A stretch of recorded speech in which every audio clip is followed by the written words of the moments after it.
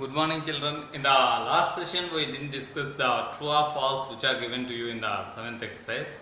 So let us look into that. Every integer is a rational number and vice versa. Every integer is a rational number.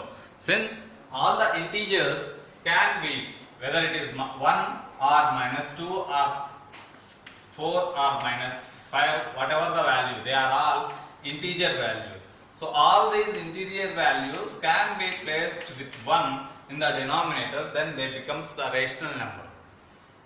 But every rational number need not be an integer. Let us say 1 by 2 is there.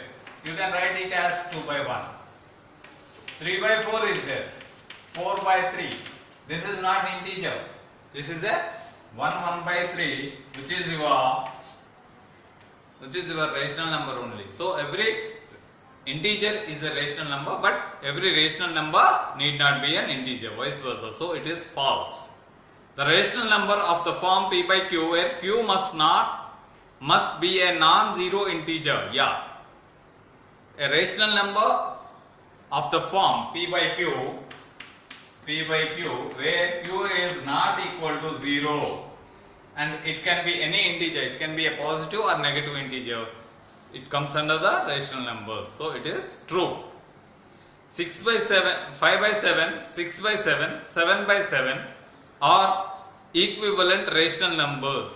Though 5 by 7, 6 by 7 and 7 by 7, though all of them are having the denominators same, equivalent rational numbers or equivalent fractions are the fractions which have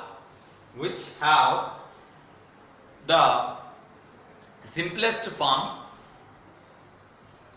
same, or when they are simplified, the simplest form will be having the same numerator and denominator. Then we call it as